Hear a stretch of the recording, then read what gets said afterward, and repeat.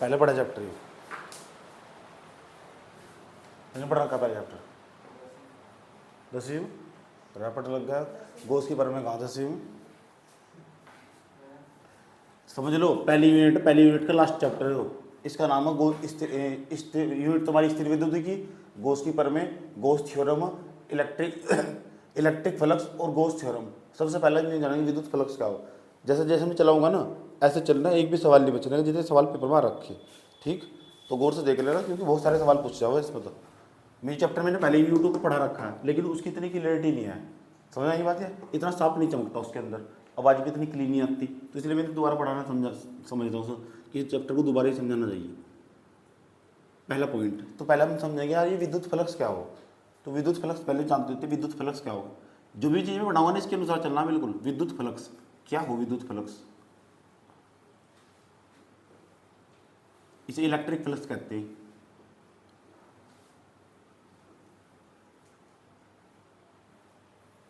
पता किसी क्या हो विद्युत फ्लक्स, पढ़ा चैप्टर ये स्कूल में पढ़ाया, जाते नहीं स्कूल में। क्या हो विद्युत फ्लक्स, देखो ध्यान से समझना, आराम से प्यार के साथ में, बहुत आराम से समझाऊंगा। ये हमारा एक पृष्ठ, ये पृष्ठ रहा हमारे पास। इस पृष्ठ के अंदर से ना ये गुजर रही है हमारी विद्युत बल रेखाएं। ये विद्युत बल रेखाएं गुजर रही है हमारी। गिन लो कितनी विद्युत बल रेखाएं गुजर रही, कितनी विद्युत बल रेखाएं गुजरेगी बताओ। तो कितनी गुजरेगी बताइए करें, 4। अगर किसी पृष्ठ से जितनी भी विद्युत बल रेखाएं गुजरती होगी ना, उनकी जो संख्या होगी और उसकी जो माप होगी, संख्या नहीं कह रहा मैं, संख्या की जो माप होगी वो हमारी विद्युत फ्लक्स कहलाएगी। अगर इस पृष्ठ के अंदर तो 2000 विद्युत बल रेखाएं गुजर रही ना, तो इस पृष्ठ का जो विद्युत फ्लक्स होगा वो 2000 होगा।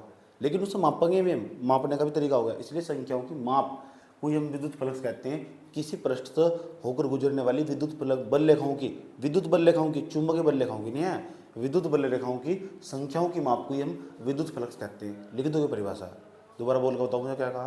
किसी पृष्ठ से होकर गुजरने वाली विद्युत बल रेखाओं की संख्याओं की माप को ही विद्युत फ्लक्स कहते हैं। बता दोगे बात ये। अगर इस पृष्ठ विद्युत फ्लक्स धनात्मक भी हो सका, ऋणात्मक भी हो सका। विद्युत जो फ्लक्स हो वो धनात्मक भी हो सकता है, ऋणात्मक भी हो सकता। सवाल क्या आया हुआ पेपर में, सवाल पता क्या आया हुआ, सवाल ये आया हुआ यूनियन विद्युत फ्लक्स किसे कहते हैं, इसे परिभाषित कीजिए। ये जमाने गए सवाल आया हुआ कि इस विद्युत फ्लक्स है ना, जो विद्युत फ्लक्स किन किन कारकों पर निर्भर कर, उन कारकों का वर्णन करना, ऐसा सवाल आ रखा। तो पहले नहीं बताऊँ मुझे विद्युत फ्लक्स समझ में आया नहीं आया। अगर विद्युत फ्लक्स की भी तो वो परिभाषा लिखने को दूँ, यहाँ लिख दोगे नहीं लिख दोगे भी, क्या लिखोगे बताओ। किसी पृष्ठ से, बोलो देखो, किसी पृष्ठ होकर गुजरने वाली विद्युत बल रेखाओं की संख्याओं की माप को ही विद्युत फ्लक्स कहते हैं। और इसे पता कैसे प्रदर्शित करते हैं, इसे प्रदर्शित करते हैं फाई, ये फाई हो और इसके सापेक्ष में लिख देंगे ई, फाई ई से प्रदर्शित करते हैं। किस तरह, जहाँ भी क्या फिजिक्स के अंदर ना फाई ई लिखा दिख जाए कूद पड़ेगी तो तुरंत, उसका नाम है विद्युत फ्लक्स। क्या नाम है, ठीक याद रहेगी बात। ये क्या है हमारा पृष्ठ, ये पृष्ठ हमारा, इस तरह क्या गुजर रही है विद्युत बल रेखा। विद्युत पृष्ठ, किसी पृष्ठ से जितनी भी बल रेखा गुजर रही है ना वो उसका विद्युत फ्लक्स कहलाएगा। किसी पृष्ठ से जितनी विद्युत बल रेखा गुजरने वाली होगी ना उनकी संख्याओं की जो माप होगी और उसका क्या कहलाएगी विद्युत फ्लक्स। उसका किसका, पृष्ठ का। विद्युत फ्लक्स किसका होगा, पृष्ठ का। दिमाग में जहर की तरह घुसा लेना कौन सी चीज़ किसकी होगी। बात समझ में आई, विद्युत फ्लक्स क्या हो, विद्युत फ्लक्स किसका होगा, किसी पृष्ठ का होगा। क्या हो विद्युत flux,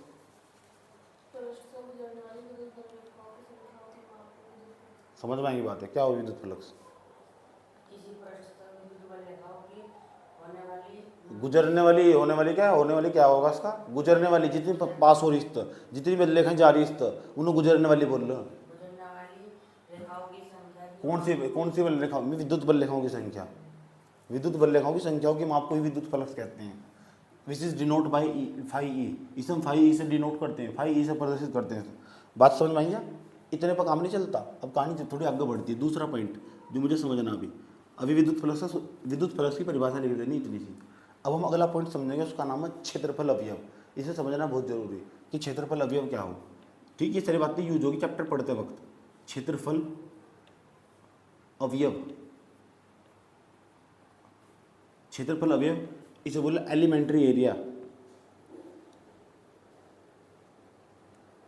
elementary area, elementary area. तो अच्छा, क्षेत्रफल अवयव क्या हो, ध्यान से सुन लेना एक प्रकार से, ये हमारा कोई पृष्ठ, गौर से, ये हमारा पृष्ठ, ठीक। अच्छा इसे बोर्ड भी मान लो, बोर्ड भी तो हमारा पृष्ठ पूरा का पूरा है क्यों, ठीक। अक्षेत्रफल अवयव एक प्रकार की सदिश राशि है। कैसी राशि? अक्षेपल एक प्रत्येक जो हमने जो हमारा पृष्ठ है, बोर्ड को देखो ध्यान से देखो, बोर्ड को, या बोर्ड को हम पृष्ठ मान ले तो ये मतलब बहुत छोटे छोटे भाग से मिलकर बनावा नहीं, इतना छोटा सा भाग, इतना छोटा सा भाग, इतना छोटा सा भाग, इतना छोटा सा भाग, इतना छोटा सा भाग, जब जाकर बोर्ड मिला हुआ। ये जो पृष्ठ ये भी बहुत छोटे छोटे भाग से मिलकर बनावा नहीं, बहुत छोटे छोटे खंड से मिलकर बनावा नहीं।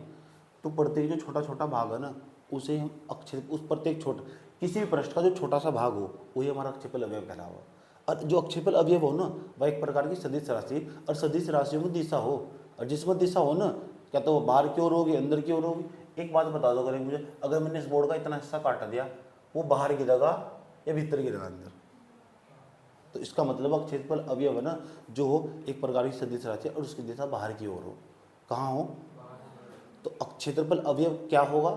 कोई भी पृष्ठ हो वो बहुत छोटे छोटे खंड से मिलकर बना माना जा, ऐसा मान के चलो कोई भी पृष्ठ बहुत छोटे छोटे खंड से मिलकर बना हुआ, बहुत छोटे छोटे, प्रत्येक जो एक छोटा सा खंड हो ना किसी भी पृष्ठ का, कोई छोटा सा जो खंड हो, छोटा सा जो एरिया हो, वही हमारा क्षेत्रफल अवयव हो। और अक्षेत्रफल अवयव को हम डी ए से प्रदर्शित कर रहे हैं, किस तरह?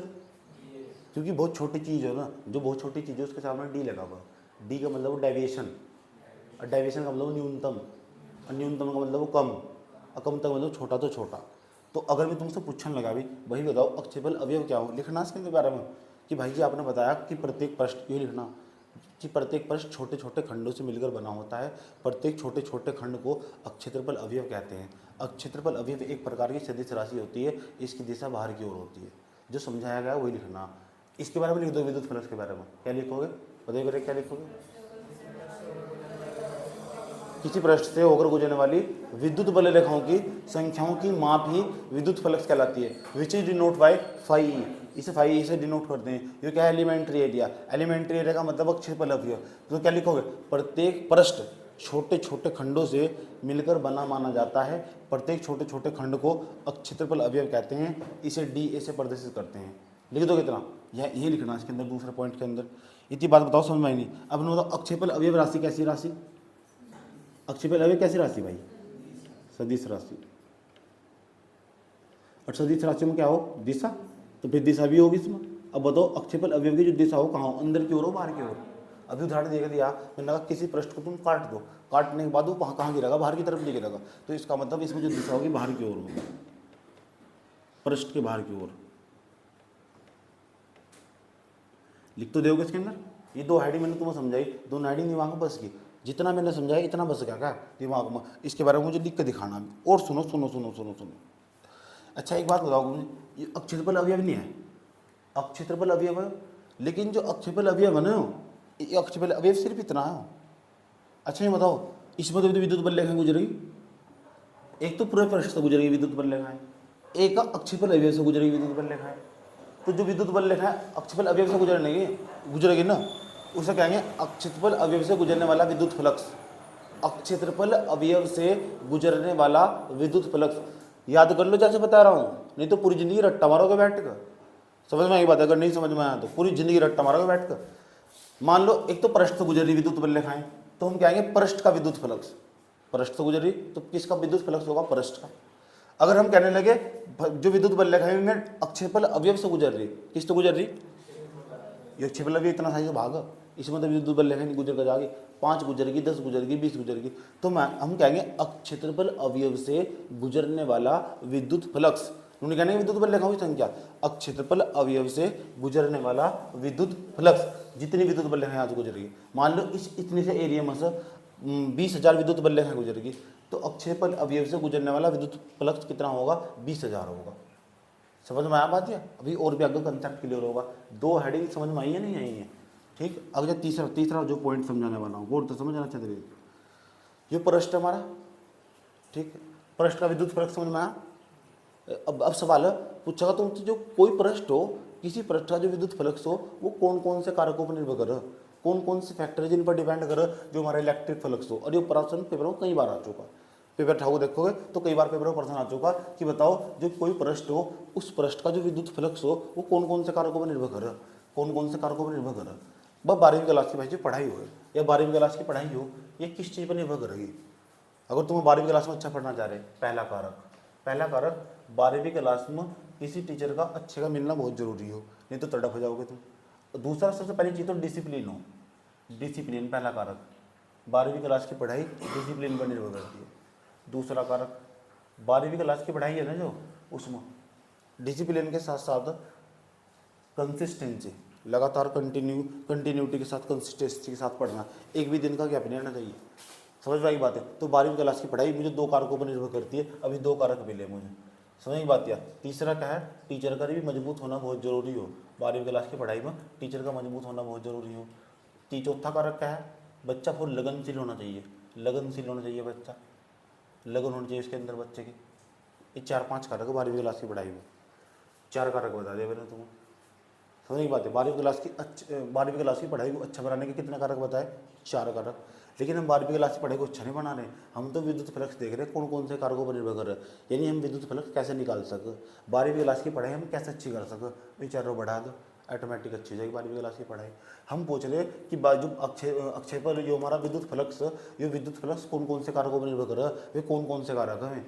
तो विद्युत फ्लक्स अगली हेडिंग हमारी आई है कि विद्युत फ्लक्स, ये तो लिख दोगे ना, खुद लिख दोगे ना ऐसे, तो समझने की बात, मैंने सारा का सारा लिख समझा भी दिया, तुम अभी लिख के दिखाना मुझे बात है। विद्युत फ्लक्स किन किन कारकों पर निर्भर करता है, विद्युत फ्लक्स किन किन कारकों पर निर्भर करता है। एक प्रकार का सवाल होगा, किन किन कारकों, स्टार लगा रहा हूं मैं इस पर, पक्का का पेपर में, कारकों पर निर्भर करता है।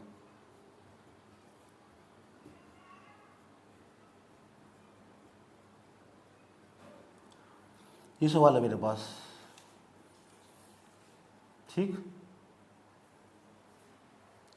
ये देखना विद्युत फ्लक्स कौन कौन से कारकों पर निर्भर करता है। अब सवाल ये भी है कौन कौन से कारकों पर निर्भर करता है, इसे जानने के लिए पहले तुम्हें विद्युत फ्लक्स के बारे में जानना पड़ेगा कि जो विद्युत फ्लक्स है ना, ये हमारा जो पृष्ठ, ये विद्युत बल रेखाएं हमारी। अच्छा, विद्युत बल रेखाएं हैं, तो ये विद्युत बल रेखाएं विद्युत अक्षेत्र को प्रदर्शित करती है, और विद्युत अक्षेत्र को हम ई से प्रदर्शित करते हैं फिजिक्स में। जो विद्युत बल रेखाएं होने, ये विद्युत बल रेखाएं किसे प्रदर्शित करती है, विद्युत अक्षेत्र को। किस, विद्युत अक्षेत्र, और विद्युत अक्षेत्र को कहाँ से प्रदर्शित करते हैं, ई से प्रदर्शित करते हैं। ये हमारा पृष्ठ मौजूद, ये हमारी विद्युत, ये हमारा विद्युत अक्षेत्र, और ये हमारा पृष्ठ मौजूद। तो इनके बीच में कुछ ना कुछ तो पक्का कोण बनता होगा, कुछ ना कुछ तो कोण बनता होगा, कितने तो कुछ तो एंगल होगा। ये इस एंगल को हमने थीटा मान लिया, कितना मान लिया, ये क्या है हमारा, ये इसका नाम क्या है, पृष्ठ। ये कौन सी बल रेखाएं हैं, यहाँ कितना डिग्री का कोण बना रही है, मुझे नहीं पता कितने डिग्री का कोण बना रही है, अभी बात करेंगे। सवाल क्या है हमारा, सवाल इस सवाल तक पहुंचना मुझे कि विद्युत फ्लक्स किन किन कारकों पर निर्भर करता है। लेकिन इसके लिए मुझे पहले पता करना पड़ेगा विद्युत फ्लक्स का सूत्र क्या है। समझ बात है, जो किसी पृष्ठ तो होकर जो गुजरने वाला विद्युत फ्लक्स हो, उसका सूत्र स्थापित करना पड़ेगा मुझे। एक सवाल बन गया यहाँ तो, तब जाकर मुझे सवाल का उत्तर मिलेगा। इस सवाल का उत्तर ढूंढने के लिए मुझे पहले एक डेरिवेशन सिद्ध करना पड़ेगा। वो डेरिवेशन जो होगा उसमें डेरिवेशन में फाई ई का मान निकलेगा, और जैसे फाई ई का मान निकलेगा एक सूत्र आगे निकलेगा, उस सूत्र में देख देख कर बता देंगे कि ये चीज़ इस चीज़ पर निर्भर करती है। समझ में बात है। तो मेन चीज़ है इस प्रश्न का उत्तर देने के लिए मुझे, इस प्रश्न के उत्तर तक पहुंचने के लिए मुझे पहले क्या करना पड़ेगा, विद्युत फ्लक्स का सूत्र ज्ञात करना पड़ेगा, और वो सिखाऊंगा मैं तुम्हें। अगली हेडिंग मेरी पता क्या होगी, इस प्रश्न को मैं ही होल्ड कर लूँगा। होल्ड करने के मतलब इसका उत्तर बाद में मिलेगा पहले, क्योंकि पहले मुझे सूत्र चाहिए किसका, विद्युत फ्लक्स का। तो विद्युत फ्लक्स का जब सूत्र चाहिए तो मैं अगली हेडिंग यही बनवाऊंगा भैया कि किसी पृष्ठ से होकर गुजरने वाले, ये प्रश्न नहीं आए, किसी पृष्ठ से होकर गुजरने वाले विद्युत फ्लक्स का सूत्र ज्ञात करो।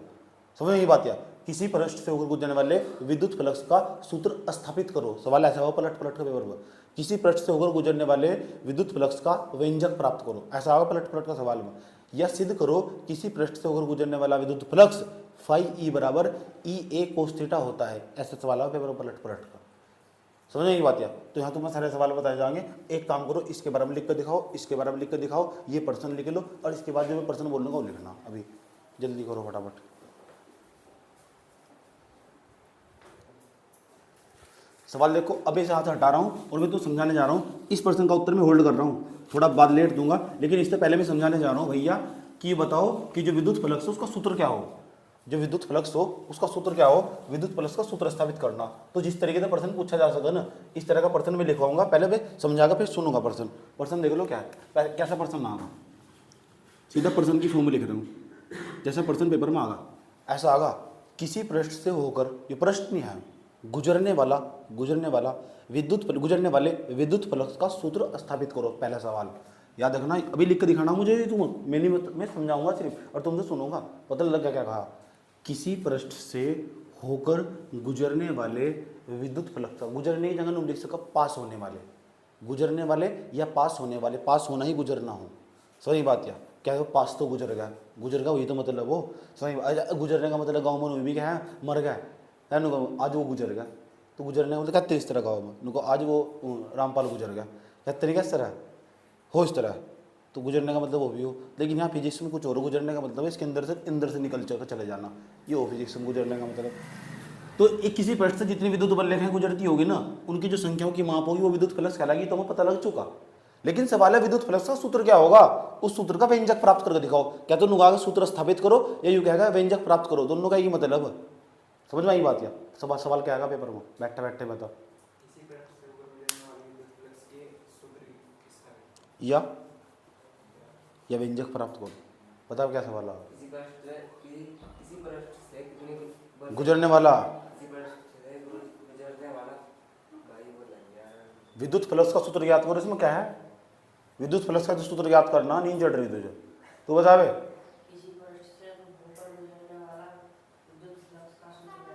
तू बता, विद्युत फ्लक्स का व्यंजक प्राप्त करो, तू बता।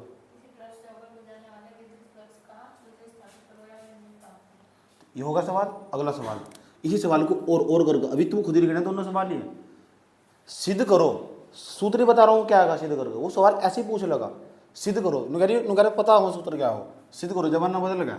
अच्छा पूछो क्या सिद्ध करो, सिद्ध करो किसी पृष्ठ से होकर गुजरने वाला विद्युत फ्लक्स, किसी पृष्ठ से होकर गुजरने वाला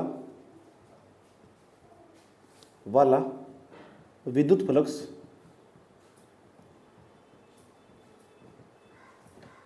फ्लक्स फाई ई बराबर ई ए कोस थीटा होता है। 1 मिनट,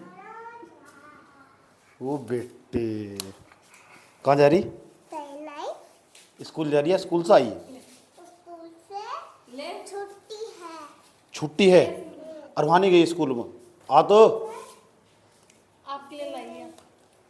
स्कूल में डांस नहीं लिया, नहीं क्योंकि आज छुट्टी है, कल तो फिर आएंगे वहाँ पे। तो कहाँ पे, स्कूल में, कल तो स्कूल क्या हो, स्कूल क्या हो, स्कूल स्कूल शाम को आएगा यहाँ से, पापा की परी किने लेके, पापा की परी, पापा की परी क्या तू, हाँ ये तो छोड़ दिया, हाँ ये पापा की परी थी, पापा की परी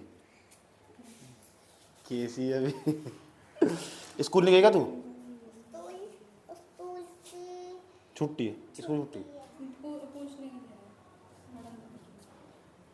स्कूल की छुट्टी है, स्कूल में जाना, स्कूल की छुट्टी है, हाँ झंडा फहरा, तेरे हलक पर झंडा किन्ने मना, अरे ये क्या बताया क्या है रास्ते में, सोनू भैया को भी जल्दी फोन नहीं करना, है अकल नहीं है, कि आज झंडा फहरा दे, क्या करेंगे।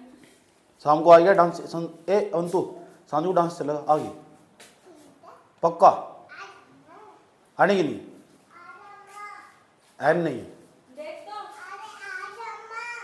आज अम्मा आप सही कनेक्ट कर दो, नहीं पूछ लेंगे मैम, ये सर मैम से पूछ लो, क्या करना, मैम से पूछ लो ये सारा तो पूछ कर ले, किया कर दे, मैं बता दूंगी।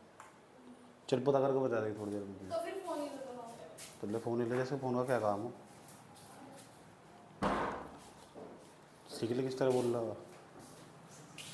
चलो भाई झंडा तो मिल गया आज,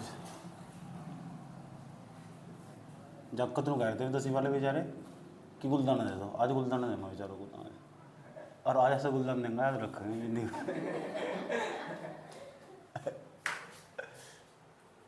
तो क्यों मनाया 15 अगस्त, 15 अगस्त क्यों मनाएगा, तुम किसी को बताओ 15 अगस्त क्यों मनाया जाता? ये तो पता 15 अगस्त में मनाया जाता, देश आज़ाद हुआ था। 15 अगस्त की क्यों आज़ाद हुआ था ये नहीं पता किसी को भी, सब तरफ कर देते। इसलिए आज सांझ को जब मैं बच्चों को समझाऊंगा ना 2 बजे, तो आधा घंटा में सुबह इस तरह इस बात पर विचार विमर्श करूंगा। गुरु में वीडियो भेजूंगा, देख लो जाकर, किसी के सामने बोलने लायक तो हो जाओगे।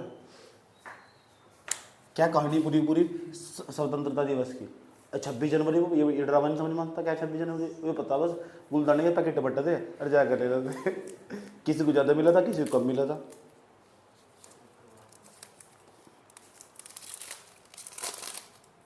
उठा लिए सर। चलो सवाल, किसी पृष्ठ से होकर गुजरने वाला विद्युत फ्लक्स फाई ई बराबर ई ए कोस थीटा होता है। ये सवाल सिद्ध करो, किसी पृष्ठ से होकर गुजरने वाला विद्युत फ्लक्स फाई ई ए बराबर ई ए कोस थीटा होता है। बात समझ में आई है? ये सवाल, ऊपर वाला सवाल समझ में आया? याद ऊपर वाला सवाल बताओ क्या था ऊपर वाला सवाल? किसी पृष्ठ से होकर गुजरने वाला विद्युत फ्लक्स फाई ई बराबर ई कोस थीटा होता है। ऊपर का सवाल था सिद्ध करो किसी पृष्ठ से होकर गुजरने वाला विद्युत फ्लक्स का सूत्र स्थापित करो या व्यंजक प्राप्त करो। दोनों सवाल समझ में आएंगे? ये दोनों सवाल लिख कर दिखाओ, सवाल ही लिखो, प्रश्न नहीं लिखो, उत्तर तो भाई बाद में लिखोगे। और जो तुमने प्रश्न लिखा ना तो उसके अंदर हेडिंग बनाई, हेडिंग बना के लिखो ना तो नंबर बढ़िया मिले।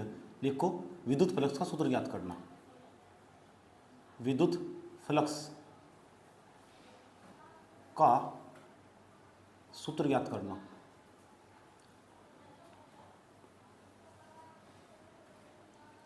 यह है हमारी हेडिंग का कि विद्युत फ्लक्स का सूत्र ज्ञात करना। ठीक, पहले ये बताओ ये एक पृष्ठ नहीं है क्या? पृष्ठ ही तो इस पृष्ठ का तुमको क्षेत्रफल पता है क्या? कितना नहीं पता ना, तो कितना मान लिया हमने? ए। माना इस पृष्ठ का क्षेत्रफल ए है, यह बात माननी ना तो वहाँ सब तो शुरू में लिखनी पड़ेगी। या माना ए पृष्ठ वाला कोई एक क्षेत्रफल है, ए पृष्ठ एक क्षेत्रफल वाला कोई पृष्ठ है, ए क्षेत्रफल वाला कोई पृष्ठ जो एक समान विद्युत क्षेत्र ई में थीटा डिग्री कोण पर स्थित है। रखा हुआ पृष्ठ, चल नहीं रहा पृष्ठ भी, जब तो नाम स्थिर विद्युत की स्थिर इस तरह अगले चैप्टर में आवेश भागा फिर हो जाएगा, उसका नाम विद्युत धारा बन जाएगा चैप्टर का। तो पूरी यूनिट मैंने तुम तो पढ़ाई तुम सुनो भाई नमस्ते भाई, चक्कर में क्या आ रहा है? मतलब आप हड़ताल की तरफ करो। किन्ने कहा भाई जी किन्ना कहा कि यहाँ पूछने की बात है भाई। शाम को फैला जाएगा, शाम को भाई जी यहाँ भाई जी गुलदान में बैठो भाई, क्या शाम को मिलेगा गुलदाना पक्का। मैं तुझे मारवा रहा भाई जी, शाम को अच्छी बात है। एक वीडियो बना, ब्लॉग बना, बताओ किसके ऊपर बनाना? मेरे पर बना। भाई जी क्या आए हो? डर गया भाई जी फिर आप चेतो के बाद में हेलो भाई, क्या तुम्हारा भाई कैटी? आज सुन भाई कुछ ना है जो भी 100% गारंटी देते हैं। चल ठीक है पढ़ा जाएगा। ये केस ये तू जाना सा, तू जाने अंधी तो रामपाल हो। चले खा दे रहे हो तुम चक्कर बने बड़ी। विद्युत फ्लक्स का सूत्र ज्ञात करना, तो विद्युत फ्लक्स का सूत्र ज्ञात कैसे करोगे? तो यहाँ लिखेंगे माना, थ्योरी देख लो क्या अभी लिख कर दिखानी, मुझे पहले सुना नहीं है, यहाँ कुछ नहीं आया था, सारी चीज़ तो माना में चल रही है। यहाँ लिखेंगे माना ए पृष्ठ वाला, ए क्षेत्रफल वाला, ए क्षेत्रफल वाला कोई पृष्ठ वाक्य में भाई पृष्ठ एक समान विद्युत क्षेत्र, एक समान विद्युत क्षेत्र। बताओ विद्युत क्षेत्र क्या है? ई नहीं है। एक समान विद्युत क्षेत्र ई में कितने डिग्री कोण पर स्थित है बता दूंगा। थीटा नहीं, थीटा डिग्री के कोण पर स्थित है। समझ में आया बात है? थीटा डिग्री कोण पर स्थित होगा। चलो लेकिन हमें क्या याद करना? हमें क्या याद करना? इस पृष्ठ से गुजरने वाला विद्युत फ्लक्स का मान याद करना। तो लिखेंगे हम यहाँ, उन्होंने लिख दिया हमें पृष्ठ से गुजरने वाले, ये पृष्ठ नहीं है ना, से गुजरने वाले विद्युत, गदर देख लिया तुमने? गदर देख ली गदर देख ली क्या? देख लीजिए फोन में जाके देख लो क्या दिक्कत हो रही हमें पृष्ठ से ऊपर गुजरने वाले विद्युत फ्लक्स का। कोई गया था तो हॉल में, तू तो गया हॉल में, तू गया तू नहीं गया, ठहर ली तुम घर तो पढ़ने पे ध्यान दो। विद्युत फ्लक्स का सूत्र याद ना मेरा आज तक कभी हॉल में, सिनेमा हॉल में गया हमें, ज्ञात करना है, ज्ञात करना हमें। ये थ्योरी समझ में आ गई।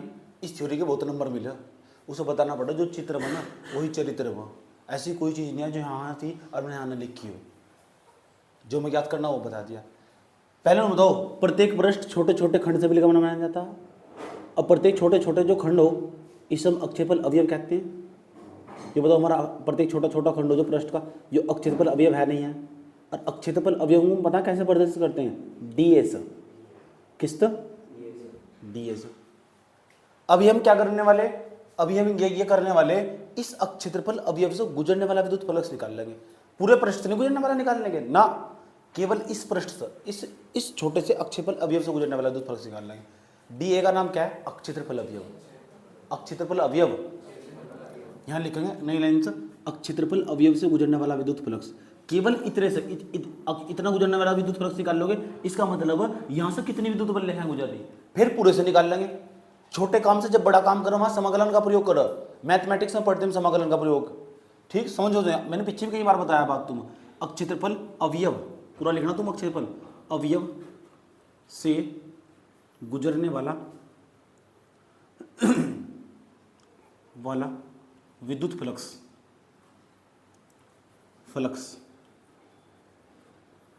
तो बताओ अक्षेत्रफल अवयव से गुजरने वाला जो विद्युत फ्लक्स होगा वो बहुत छोटा होगा, जो यहाँ से विद्युत बल फ्लक्स गुजरेगा बहुत कम होगा, नहीं होगा। और जो चीज़ बहुत कम हो उसके सामने डी लगा था, डी का मतलब डेविएशन, और डेविएशन का मतलब क्या हो, न्यूनतम, और न्यूनतम का मतलब क्या हो, कम से कम। और जो चीज़ कम हो, छोटी हो, उसके सामने क्या लगा दे, डी। और किसके सामने लगाएंगे, फाई ई के, तो डी फाई ई लिख देंगे। फाई ई तो नाम विद्युत फ्लक्स। देखो क्या निकाल लें हम, अक्षेत्रफल अवयव से गुजरना विद्युत फ्लक्स, तो विद्युत फ्लक्स को तो डी फाई ई तक प्रदर्शित करो। अब बहुत कम विद्युत फ्लक्स है, क्योंकि इतने से अक्षेत्रफल अवयव से गुजरने वाला विद्युत फ्लक्स, अक्षेत्रफल अवयव के बजाय ब्रैकेट में लिख सकते हो डीए, याद रहेगा सभी। अक्षेत्रफल अवयव से गुजरने वाला विद्युत फ्लक्स डी फाई ई बराबर में ई डी ए, क्या बैठेगा, ई ये हमारा ई का मतलब, ये हमारा ई डॉट लगाएंगे, डॉट, उसके बाद लिखेंगे D A, E dot D A, ये बैठेगा। जैसे ए डॉट बी हो, इधर समझ लो, जब हम कक्षा 11 में थे ना, तो कक्षा 11 में थे, देखो अक्षेत्रफल अवयव भी सदिश राशि और विद्युत अक्षेत्र भी सदिश राशि, तो दो सदिश राशियों का अगर गुणनफल करना हो ना, दो सदिश राशियों का गुणनफल अदिश राशि हो, दो सदिश राशि हो ना, उनका जो गुणनफल हो अदिश राशि हो, ई डॉट डी ए लिख सको। अच्छा ऐसे लिख सको, देखो ए डॉट बी का बराबर सूत्र हो ए और बी और कोस और थीटा, ये कक्षा 11 में पढ़ाया था। ए डॉट बी का सूत्र, अगर पी क्यू आता ना, पी क्यू, तो पी क्यू कोस थीटा, या सी डी आता ना, सी डी कोस थीटा। ऐसी चीज़ों को मैं ऐसे लिख सका। मैं पूछूंगा यू क्या है, यू क्या निकाल रहा हमने जी, आपने कहा इस अक्षेत्रफल अवयव से कितना विद्युत फ्लक्स गुजर रहा है वो निकाल रहा हमने। दोबारा फिर समझो क्या समझा रहा हूँ मैं, यू क्या निकाल रहा है, यू क्या है, क्या बला हो कि आपने कहा जी इस अक्षेत्रफल अवयव से कितना विद्युत फ्लक्स गुजर रहा है वो निकालना। मैंने कहा निकालना क्या है जी, पूरे पृष्ठ से गुजरने वाला विद्युत फ्लक्स निकालना, विद्युत फ्लक्स का सूत्र याद करना, पूरे पृष्ठ का निकालना ना, इसका थोड़ा निकालना। तो पहले छोटा सा निकाल लो, फिर बड़ा सा निकाल लेंगे, आराम से समाकलन का प्रयोग करोगे, क्योंकि छोटे काम से बड़ा काम करने के लिए समाकलन का प्रयोग करो हम। बात समझ में आई है, बताइए भाई क्या है, क्या क्या थिएटर क्या निकालना हमने,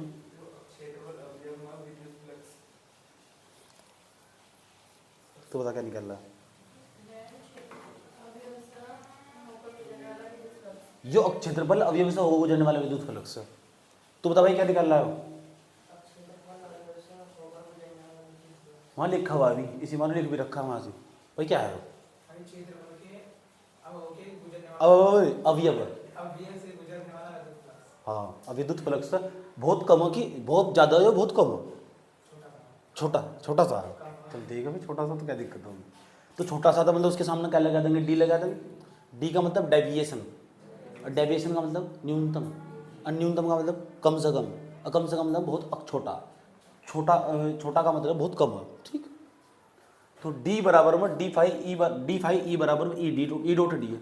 और 11वीं क्लास क्या कहती है? 11वीं क्लास कहती है कि जब तुम एक दूसरे को बजरी मारे थे फेंक फेंक कर, तो ये सूत्र पढ़ाया जा रहा था वहाँ क्लासों में, ए डॉट बी बराबर में ए बी कोस थीटा, ऐसा सूत्र हो। तो नहीं मैं यहाँ पढ़ा तो यहाँ पढ़ लो, क्या दिक्कत हो रही? चलो चलो चलो चलो चलो चलो। लेकिन हमने ये नहीं कहला ये क्या है, यो अक्षिपल अवयव से गुजरने वाले विद्युत फलक से। तो मुझे अक्षिपल अवयव से थोड़ा गुजरने वाले विद्युत फलक से निकालना, मुझे अक्षेपल अवयव से गुजरने वाला विद्युत फलक से निकालना, मुझे पूरे पृष्ठ से होकर गुजरने वाला विद्युत फलक से निकालना। तो मैं लिखूंगा संपूर्ण पृष्ठ से होकर गुजरने वाला विद्युत फलक, पूरे पृष्ठ से होकर गुजरने वाला विद्युत फलक। अगली लाइन लिखने जा रहा हूं तो फिर मैं समाकलन का प्रयोग कर दूंगा, इसका समाकलन कर दूंगा। संपूर्ण पृष्ठ से होकर गुजरने वाला विद्युत फलक, डेरिवेशन सब करवा देंगे। कौन सी चीज़ क्यों करनी, कहाँ करनी, वो इसी क्लास में समझाया जाएगा। इसके अलावा कहीं नहीं समझा जाएगा, कहीं तक लेकर वहीं तक चक्कर काट लियो। जो मैं पढ़ाऊंगा वो बहुत सही सटीक होगा और लंबे समय तक याद रहो। ये मैं नहीं कह रहा जागतों का कहना, कि जो तुम पढ़ा दोगे उसमें पढ़ाने में और दूसरे को पढ़ाने में और फोन में भी पढ़ने में धरती आसमान का अंतर हो। समझ में आई बात? यहाँ तो क्या हो, मेन चीज़ इंसान का खौफ हो। पढ़ाई नहीं होती, पढ़ाई तो बहाना हो, पढ़ाई सब करवा दो। मेन चीज़ जो खौफ, वो जो खौफ हो ना अलग टाइप का, वो अलग ही हो और समझाने में भी तो अंतर हो। एक इंसान तो तुम्हारी धरातली भाषा से जुड़कर समझागा तुम, दूसरा क्या है शुद्ध लैंग्वेज यूज़ करो जो तुमने आज तक कभी सुनी नहीं। ऐसा किया जाता है, ऐसा होता है, तो वहाँ थोड़ी देर बाद तुम ऑटोमेटिक पिक्चर चिट्ठ पड़ जाएगी नींद कि बहुत हो लिया अब आ रही नींद, ऐसा होगा। एक हो जो तुम्हारी धरातल का एग्जाम्पल, अभी पड़ोस के कल्लू का उदाहरण दिया जा रहा है, पड़ोस में तुम्हारे कल्लू होगा तो कल्लू को उदाहरण देकर समझाना पड़ा ना। किसका? कल्लू का। जाना कल्लू कौन? तो जाना कल्लू कौन हो गए था कोई ना कोई कल्लू। ठीक, संपूर्ण पृष्ठ से होकर गुजरने वाला विद्युत फलक। अच्छा, संपूर्ण पृष्ठ से होकर गुजरने वाला विद्युत फलक से इसे हटा देंगे, फिर यहाँ उसे लिख देंगे फाई लिखा है यहाँ से, उसके सापेक्ष में ई लिख देंगे और बराबर लगाएंगे और यो फणा लगा लेंगे। फणा क्या लगा लेंगे? फणा। समाकलन का चिन्ह है वो, क्या फणा बता रहे हैं। और यहाँ रेखीय समाकलन बीच में गोला सा कर देंगे, ऐसा करेगा। सीखेंगे मैथमेटिक्स में सीखेंगे वैसे गोला सा क्यों लगा बोलो, ये रेखीय समाकलन बोल लेंगे। अब इसका रेखीय समाकलन कर देंगे, डी फाई ई लिख देंगे यहाँ से, डी फाई ई लिख देंगे यहाँ से। अब बताओ डी फाई ई का मान कितना, यूँ नहीं है, ई डॉट डी है, तो जहाँ डी फाई दिख जाए ई डॉट डी लिख सकते। पता ये मैंने फणा पता क्यों लगाया, जब हम छोटे काम से बड़ा काम करो तो वहाँ समाकलन का प्रयोग करो। हम तो इतने से पृष्ठ होकर गुजरने वाले विद्युत फ्लक्स पता, हम तो पूरे का निकालना, छोटे काम से बड़ा काम कर रहे तो समाकलन का प्रयोग करोगे। तो डी फाई ई है, डी फाई ई का मान बताओ कितना, यहाँ लिखेंगे, देखो ये यहाँ तो लिख दूँ, इसके नीचे लिख दो चलो, फाई ई बराबर में इसका मान रखिए भाई, करें कितना, ई डॉट डी ए। सही है आता क्या? सही है भाई, सही है ना। इसकी जगह लिख सकते नहीं सकते, तो इसकी जगह तो लिखा और क्या लिखा है, इसे सबकी नजर क्यों देख रहे हैं। ई बराबर में तो बताओ ई डॉट डी है। जरा एक बात बताओ मुझे, जब ए डॉट बी को हम ए बी कोस थीटा लिख सको, अगर मैंने ई डॉट ए लिख दिया, ई डॉट डी ए लिख दिया, तो बताइए इसे कैसे लिख दोगे, E D A cos theta. सही यहाँ तक की बात। तुम चाहे तो इस बात को यहाँ चूंकि में साइड में करके दर्शा भी सकते हो और भी अच्छा लगेगा उसे। तो बताओ कितना मैट्रिक का समाकलन, E D A cos theta. सही यहाँ तक यार। अब लोगों को तो पता है बाहर निकाल ला, अरे समाकलन से बाहर वो चीज़ निकलेगी जो कांस्टेंट होगी, और वो टीचर ने कहा ये कांस्टेंट बाहर निकाल लो। कांस्टेंट कैसा हो, तो बच्चे बता कांस्टेंट कैसा हो, हम कह रहे हैं ई है, इसे बाहर निकाल लो। बाहर क्यों निकाल लो, क्योंकि कांस्टेंट से हमें कैसे बता कांस्टेंट है, क्योंकि एक समान विद्युत क्षेत्रफल, एक समान का मतलब हर जगह एक समान विद्युत क्षेत्रफल है, यहाँ भी यहाँ भी यहाँ भी यहाँ भी। अगर यहाँ 10 न्यूटन प्रति कूलम का विद्युत क्षेत्र है ना, तो यहाँ भी इतना ही होगा, यहाँ भी इतना ही होगा, यहाँ भी इतना होगा, यहाँ भी इतना ही होगा, यहाँ भी इतना ही होगा। फिक्स जो चीज फिक्स व नियत, जो नियत हो कांस्टेंट, और जो कांस्टेंट हो बाहर आ जाएगा समाकलन, तो ई बाहर आ जाएगा समाकलन। सबको पता कोस थीटा साइन थीटा इनके मान फिक्स हो, cos theta sine theta tan theta, mathematics की जितनी भी चीज़ हो जिक्र पाई का मान 22/7 हो फिक्स हो, इसी तरह साइन थीटा कोस थीटा ये फिक्स हो, तो ये बाहर आ जाएंगे। अंदर सिर्फ डी ए बच जाएगा। पता लग गया दोनों बाहर क्यों आएंगे, ये और ये बाहर क्यों आए, पता लग गया क्यों आए, क्योंकि कांस्टेंट। और कांस्टेंट क्यों, इसके पीछे मैंने उदाहरण दिया। पूछने लगा विद्युत क्षेत्र ये कांस्टेंट क्यों, तब खुद ही तो कह रहे एक समान विद्युत क्षेत्र। इसका मतलब क्या है, एक समान का मतलब हर जगह एक समान, हर जगह एक समान का मतलब हर जगह फिक्स, हर जगह फिक्स होने का मतलब नियत, नियत का मतलब कांस्टेंट, और कांस्टेंट समाकलन तो बाहर आ जाएगा, उसका समाकलन नहीं होने का। इसी तरह कोस थीटा का समाकलन नहीं होने का, बाहर आ जाएंगे। ऐसा दिखा जाएगा, देखो सूत्र। फाई ई बराबर ई कोस थीटा समाकलन डी ए। जब मैं तुम्हें समाकलन का चैप्टर पढ़ाने जाऊंगा ना इस बार तकड़े वाला समाकलन पढ़ाऊंगा। अवकलन और समाकलन बहुत डेंजरस तरीके से पढ़ाऊंगा मैं, समझ में एक बात यह, क्योंकि आगे जाकर ना जब 12वीं क्लास के बाद हम बीएससी में जाते हैं तो वहाँ समाकलन और अवकलन यूज हो, और जिस बच्चे को चैप्टर छोड़ देने हैं तो समझना उसको मैथ ही नहीं पढ़ा। मेन चीज़ है मैथ में समाकलन और अवकलन पढ़ना। 5वां 6वां 7वां 8वां 9वां ये 4 चैप्टर जिन्हें पढ़ रखे हैं उन्होंने 12वीं क्लास का मैथ पढ़ रखा है, नहीं तो कुछ भी नहीं पढ़ा था उसने। तो समझ लो, यहाँ से ध्यान लगाएगा। टाइम बहुत पड़ा हुआ, इतना टाइम पड़ा हुआ, इतने टाइम पे मैं 12 बार से लेस पूरा करवा दूँ। पेपर में तो 30 ही क्वेश्चन आने हैं, ये 12 साल लोगों वो भी तो बोल रहे हो। 3 दिन पहले सपने में पेपर आ जाए मेरे, यही आगा पेपर हो। मेन चीज़ वो नहीं है ना, लेकिन मेन चीज़ नॉलेज प्राप्त करना हो। जो क्लास में पढ़ोगे बैठ को तो मुद्दत तक काम आओ। सही बात है, बार बार सोच सोच कर टिक मारो। पढ़ाया तो क्लास में बैठ कर पढ़ रखा तो पक्का 100% गलत ही नहीं हो सकता, वही नहीं गलत हो सकता। नौकरी के पेपर की बात कर रहा हूँ। ई कोस थीटा, एक मिनट। अच्छा ये देख लो भाई, ओ देखो ई डॉट यो समाकलन हमारा, यो हमारा डी ए हुआ। तो जब समाकलन पढ़ेंगे ना तो समाकलन न पढ़ा, डी के सामने जो चीज़ है ना वो जो कि तू आ जा। अगर डी के सामने एक्स होता ना तो एक्स आ जाता है, यहाँ से यहाँ होता डी पी होता ना तो आंसर क्या आ जाता है पी। तो बताओ डी नहीं है, इस पूरी चीज़ को हटाया क्या लिख देंगे यहाँ ए। तो बैठेगा फाई ई बराबर ई, ये क्या बैठेगा कोस थीटा, और यहाँ कितना बैठेगा ए। इतनी चीज़ की जगह हम क्या लिख देंगे ए, क्योंकि समाकलन का रूल क्या हुआ हमारा, मैथमेटिक्स का रूल क्या हुआ, ऐसी चीज़ की जगह हम ऐसे लिख सकें, ऐसी चीज़ की जगह हम ऐसे लिख सकें। ए को थोड़ा इधर सरका दो और कोस थीटा को इधर रख दो, देखने में सूत्र अच्छा लगेगा, बोलने में भी अच्छा लगेगा। ठीक है, ऐसा दिखाई देगा। देखो फाई ई बराबर ई ए कोस थीटा, इसकी तो तलाश थी मुझे। ये तो वो सूत्र था जिसके पीछे बिमराई फिर रहे तुम, ये तो सूत्र था वो। फाई ई बराबर ई ए कोस थीटा। करना ही क्या है इसमें, ऐसे लेके चलना। जब 4 बार प्रैक्टिस करेंगे तो ऑटोमेटिक अंदर जाएगा। है ही क्या इसमें, आया हुआ और आ भी सको दोबारा। लेकिन इसके बाद जो सवाल आवा कि विद्युत फ्लक्स कौन कौन से कारकों पर निर्भर करता है, वो बहुत फेमस और पॉपुलर सवाल है। ये सवाल है कि विद्युत फ्लक्स कौन कौन से कारकों पर निर्भर करता है। जब भाई यार ये विद्युत फ्लक्स नहीं आया। अच्छा विद्युत फ्लक्स किसका विद्युत फ्लक्स है? हाँ, यह बात याद रखिए, ये पृष्ठ का विद्युत फ्लक्स है। तो किसी भी पृष्ठ का जो विद्युत फ्लक्स हो कौन कौन से कारकों पर निर्भर कर रहा है? नंबर 1 सूत्र में देख लो क्या क्या 3 कारक। नंबर फर्स्ट विद्युत क्षेत्र पर, जो सूत्र मन इस निर्भर करने का तो कैसे निकाल सको तुम, ऐसे निकाल सकते जब ई का मान पता हो तो इस पर निर्भर करेगा, यानी बिना ई के मान के क्यों नहीं निकाल सकते। जब पृष्ठ का क्षेत्र पता हो 2 चीज होगी। तीसरा जब ये पता हो पृष्ठ कितने डिग्री कोण पर रखा हुआ तो कितनी चीज होगी 3। तो किसी भी पृष्ठ का जो विद्युत फ्लक्स हो 3 कारकों पर निर्भर करो, सूत्र में देख के पता लगा सको। बिना विद्युत क्षेत्र के, अगर तुम्हें विद्युत क्षेत्र की भी जानकारी नहीं है, ई का मान ही नहीं पता, तो तुम विद्युत फ्लक्स नहीं निकाल सकते। यानी यह चीज ई पर निर्भर करेगी। अगर तुम इसका क्षेत्रफल नहीं बताना पृष्ठ का तो विद्युत फ्लक्स नहीं निकाल सकते। इसके कारण इस पर प्रभाव पड़ेगा। इन दोनों के कारण वही हो कारक जिसके कारण उस पर प्रभाव पड़े। थीटा अगर से पलट को घुमाओगे, ऐसा करोगे, सीधा करोगे तो तब भी इस पर प्रभाव पड़ेगा विद्युत फ्लक्स पर, कम होगा ज़्यादा होगा। तो इन्होंने बताओ जो विद्युत फ्लक्स है कितने कारकों पर निर्भर करेगा। एक तो हमारा विद्युत क्षेत्र पर, विद्युत क्षेत्र को दूसरा नाम है विद्युत क्षेत्र की तीव्रता। तो ज़्यादातर जो फेमस नाम चले विद्युत क्षेत्र भी चले, और विद्युत क्षेत्र की तीव्रता ज़्यादा फेमस है 12वीं क्लास की फिजिक्स में। तो ई का नाम बच्चे विद्युत क्षेत्र की तीव्रता बोल रहे, क्या बोल रहे। दूसरा क्या है, पृष्ठ का क्षेत्रफल, और ये क्या है थीटा का नाम। थीटा का नाम क्या है, पृष्ठ के द्वारा विद्युत क्षेत्र के साथ बनाया गया कोण।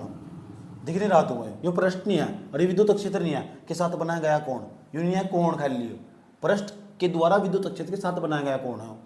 तो पूछने लगा तुमसे कि बताओ विद्युत फ्लक्स कितने कौन कौन से कारकों पर निर्भर करता है, तो हमारा उत्तर पता क्या होगा, ये होगा पुत्र विद्युत फ्लक्स निम्नलिखित कारकों पर निर्भर करता है। नंबर फर्स्ट विद्युत फ्लक्स विद्युत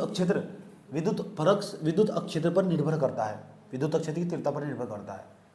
विद्युत अगर हम इसका मान बढ़ाएंगे इसका मान ऑटोमेटिक बढ़ जाएगा, निर्भर करने का मतलब।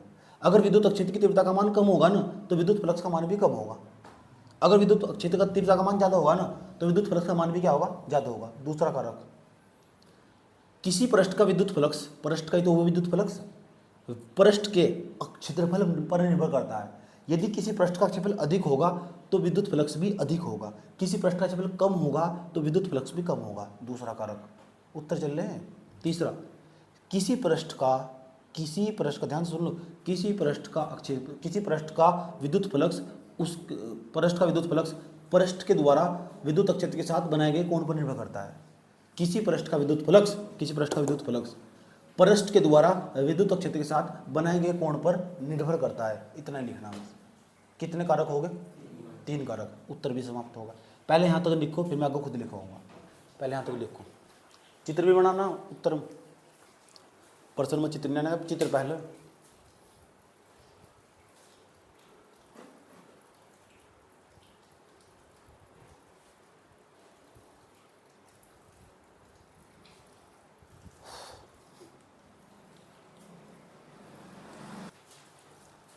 अभी प्रश्न जो मैंने पीछे प्रश्न होल्ड करवाया ना कि विद्युत फ्लक्स किन किन कारकों पर निर्भर करता है, ऊपर प्रश्न में नोट में लिखवा रहा हूँ उसका उत्तर।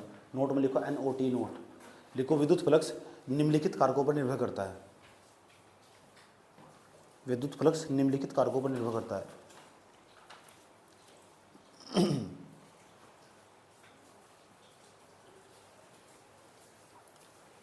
अच्छा, विद्युत फ्लक्स किसका विद्युत फ्लक्स? पृष्ठ का।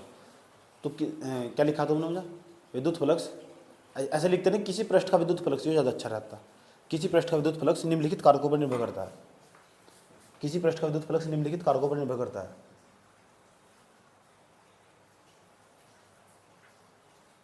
लिख लिया? किसी पृष्ठ का विद्युत फ्लक्स निम्नलिखित कारकों पर निर्भर करता है। नंबर 1 लिखो, पहला पॉइंट। किसी पृष्ठ का विद्युत फ्लक्स विद्युत क्षेत्र की तीव्रता पर निर्भर करता है। किसी पृष्ठ का विद्युत फ्लक्स विद्युत क्षेत्र की तीव्रता पर निर्भर करता है। किसी पृष्ठ का विद्युत फ्लक्स विद्युत क्षेत्र की तीव्रता पर निर्भर करता है। दूसरा पॉइंट लिखो, किसी पृष्ठ का विद्युत फ्लक्स पृष्ठ के क्षेत्रफल पर निर्भर करता है। किसी पृष्ठ का विद्युत फ्लक्स पृष्ठ के क्षेत्रफल पर निर्भर करता है।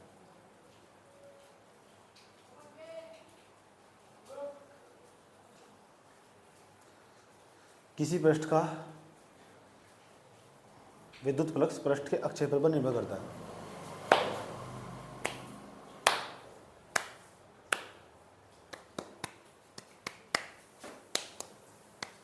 हो गया यहाँ तक? तीसरा बता दो, कैसे तीसरा क्या लिखेंगे? तो तीसरा क्या लिखेंगे बताओ, किस पर निर्भर करे तीसरे नंबर पर?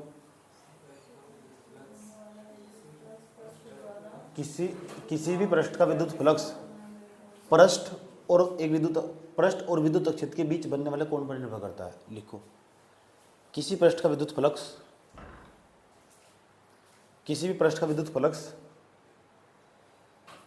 लिख दिया, कोमा लगाओ, पृष्ठ तथा एक समान विद्युत क्षेत्र, पृष्ठ तथा एक समान विद्युत क्षेत्र के बीच बनने वाले कोण पर निर्भर करता है।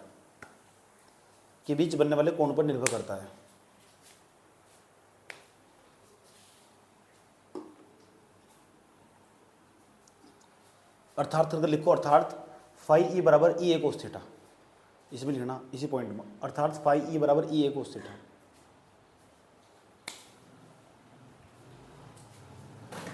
फाई ई बराबर ई ए कोस थीटा लिख दिया यहाँ तक?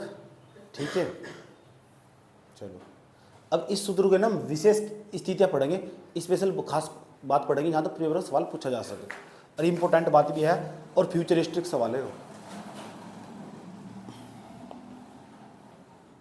देखिए करेक्ट, अब गौर से समझ लो जरा क्या समझाया जा रहा।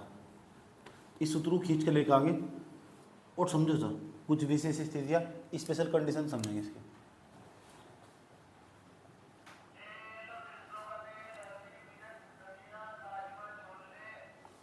स्पेशल कंडीशन, विशेष स्थितियाँ।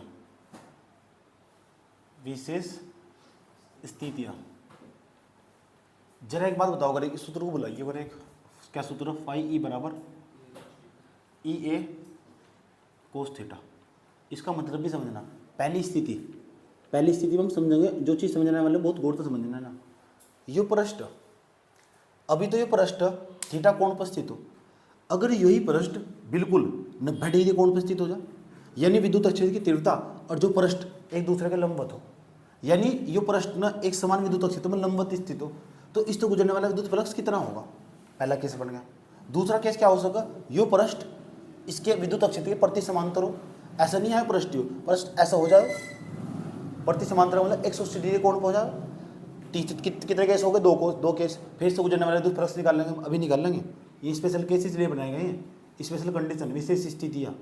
तीसरा केस क्या हो सका, यो पृष्ठ विद्युत क्षेत्र के समांतर हो जा, पृष्ठ भी ऐसे ही है विद्युत क्षेत्र भी ऐसे ही है, तो कितनी स्थितियाँ होंगी, 3 स्थितियाँ, और तीनों स्थिति पर ज्ञात कर रही है कि इसका पृष्ठ का विद्युत फ्लक्स कितना होगा। और ये बात फिर जुबान पर रटनी चाहिए कि तीनों अगर ये पृष्ठ एक समान विद्युत क्षेत्र के लंबवत स्थित हो तो इससे गुजरने वाला विद्युत फ्लक्स इतना होगा जितना आपने बताया। अगर ये पृष्ठ एक समान विद्युत क्षेत्र के प्रति समांतर स्थित हो, प्रति समांतर मतलब उल्टा, विद्युत क्षेत्र इधर अब जो पृष्ठ वो ऐसे चला गया 180 डिग्री कोण बन जाएगा, तो फिर इस पृष्ठ को गुजरने वाला विद्युत फ्लक्स कितना होगा वो याद रखना। अगर ये पृष्ठ एक समान विद्युत क्षेत्र में ही स्थित हो तो इससे गुजरने वाला विद्युत फ्लक्स कितना होगा वो भी याद रखना। तीनों देख लेते हैं, आ जाओ समझते हैं। पहला कंडीशन इफ मतलब यदि थीटा का मान पता कितना हो, 90। भाई थीटा का मान 90 होने का मतलब यो पृष्ठ बिल्कुल एक समान विद्युत क्षेत्र के लंबवत स्थित हो जाए। मान लो एक समान विद्युत क्षेत्र ऐसा करोगे, एक समान विद्युत क्षेत्र हो, समझ में आया बात है, एक समान विद्युत क्षेत्र और इसमें जो पृष्ठ रखा हुआ ना बिल्कुल इसके लंबवत स्थित होगा। देखो लंबवत स्थित होगा, यहाँ थीटा का मान होता है, थीटा का मान 90 नहीं होगा, यहाँ से बन गया नहीं 90 थीटा का मान। ठीक, ये एक समान विद्युत क्षेत्र ई है, इसका क्षेत्रफल हमारा ए, तो एक काम करो सूत्र में थीटा का मान 90 भर दो, देखेंगे कितना बैठेगा। फाई ई बराबर ई ए कोस 90, तो कोस 90 का मान बता दो मुझे, कोस 90 का मान कितना हो, कोस 90 का मान कितना हो भाई 0, तो कोस 90 का मान 0 भरेंगे।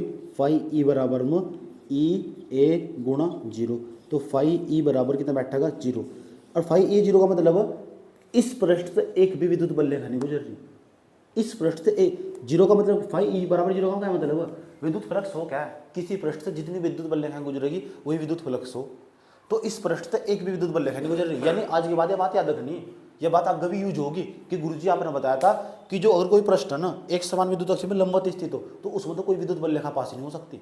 देखो भाई ई का मान 0 नहीं आएगा, समझ आई बात है भाई, ई 0 बनाने का क्या मतलब कि उससे एक भी विद्युत बल रेखा नहीं गुजर रही। तो मैं कहने लगूँ किसी पृष्ठ का विद्युत फ्लक्स शून्य है, किसी पृष्ठ का विद्युत फ्लक्स शून्य है, इसका क्या मतलब है, इसका मतलब वो प्रश्न एक समान विद्युत क्षेत्र में लंबवत स्थित है, लंबवत रखा हुआ सीधा खड़ा हुआ हो, इसलिए उसमें तो एक भी बल रेखा नहीं गुजरी। थोड़ा सा भी हमने ऐसे घुमा दिया ना तो फिर विद्युत बल रेखा पक्का गुजरेगी। अगर बिल्कुल सीधा खड़ा हुआ ना एक भी विद्युत बल रेखा पास नहीं होने की, देख लो सूत्र ही बता रहा, मैं थोड़ा बता रहा हूँ, सूत्र ही बता रहा। अगर थोड़ा सा घुमाओगे फिर विद्युत फ्लक्स आ जाएगा उसका, फिर आराम से पास हो जाएगी विद्युत बल रेखाएं, ऐसा करके कुछ ना कुछ तो कौन बनता होगा, लेकिन ऐसा होगा बिल्कुल, किसी की हिम्मत नहीं, कोई विद्युत बल रेखा पास होकर चली जाए। और जब विद्युत बल रेखा नहीं गुजर सकती तो विद्युत फ्लक्स नहीं होने का, और जब विद्युत फ्लक्स नहीं होने का तो नहीं होने का मतलब 0 होगा। समझ दिमाग में घुस की बात क्या है, बताइए करें क्या समझाया मैंने यहाँ से।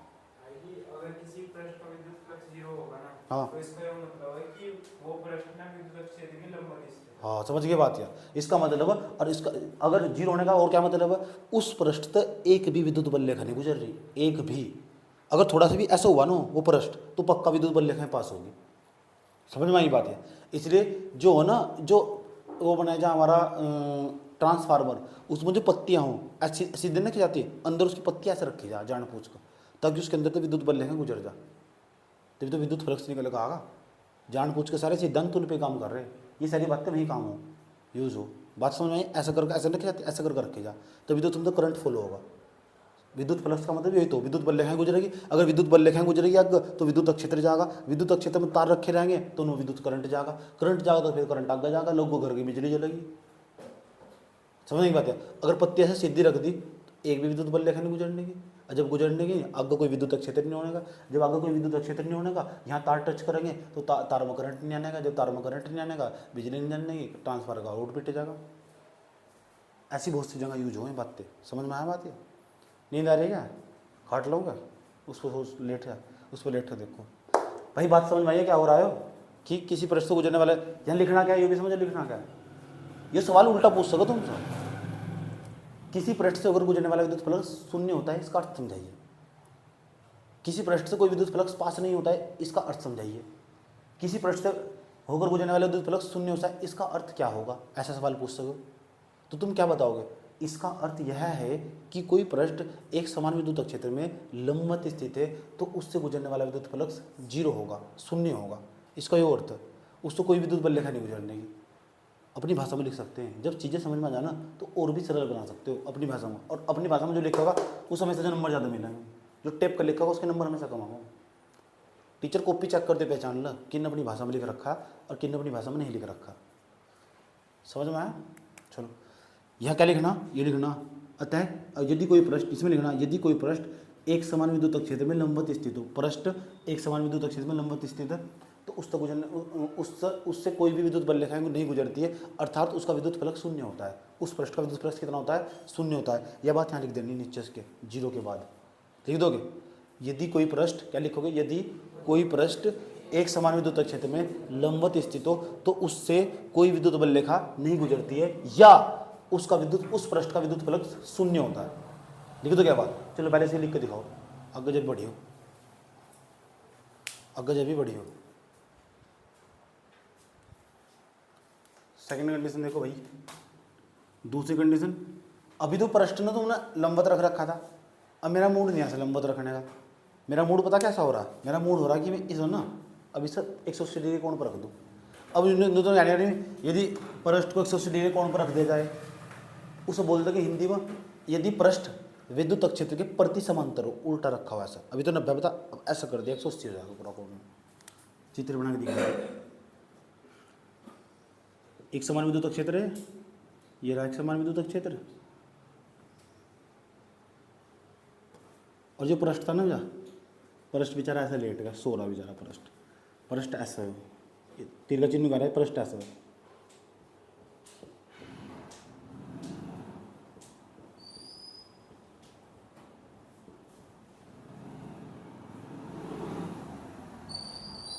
ये पृष्ठ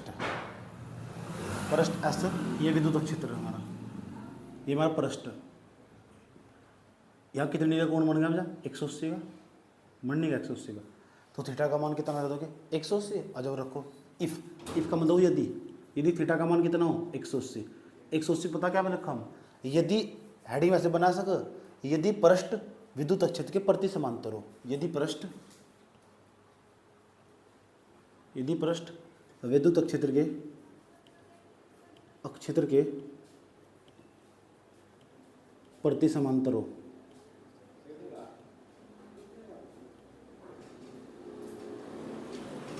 ठीक, प्रति समांतर तो उल्टा हो उसका, तो फिर क्या होगा? इस सूत्र में थीटा का मान 180 रखो, थीटा फाई बराबर ई ए कोस 180, क्योंकि थीटा का मान हमने कितना रख दिया? थीटा का मान 180 क्यों रखा है? प्रति समांतर उल्टा ना, थीटा का मान 180 बनना जब, तो बताओ किसी को पता कि 180 कोस 180 का मान कितना हो? कितना? कोस 180 का मान मैंने पहले ही पढ़ाया, माइनस के 1 हो, इसका मान माइनस के 1 को गुणा कर दोगे तो फाई ई बराबर बैठेगा ई ए, कोई माइनस में ई बैठेगा, ऋणात्मक होगा, सबसे कम होगा, न्यूनतम होगा। अगर सबसे कम होने का मतलब सबसे न्यूनतम होगा। सवाल पूछा जा सके तुमसे, बताओ किसी पृष्ठ का विद्युत फलक सबसे कम कब होगा? सबसे कम कब न्यूनतम कब होगा? जब वो पृष्ठ विद्युत क्षेत्र के प्रति समांतर स्थित हो। प्रति समांतर स्थित हो तो उस पृष्ठ का जो विद्युत फ्लक्स होगा वो न्यूनतम होगा, और न्यूनतम होगा कितना? फाई ई बराबर में माइनस के ई ए। और जब न्यूनतम हो, जो चीज न्यूनतम हो उसके सापेक्ष में ऐसे लिख दो, phi E bracket minimum MIN minimum, और अधिकतम हो तो MAX लिख दो मैक्सिमम।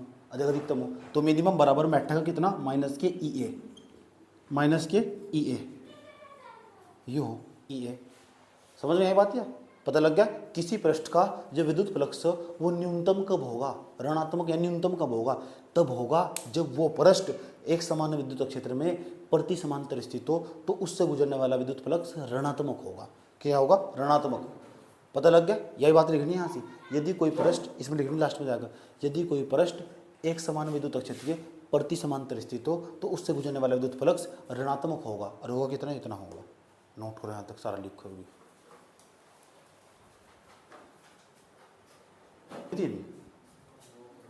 तीसरी कंडीशन समझ लो। तीसरी कंडीशन समझो क्या कह रहा है। अगर ये पृष्ठ विद्युत क्षेत्र के समांतर स्थित हो जाए, यानी विद्युत क्षेत्र भी धरी और पृष्ठ भी धरी, यानी कुछ ऐसा चित्र जैसा चित्र दिखाई दे रहा है। देखो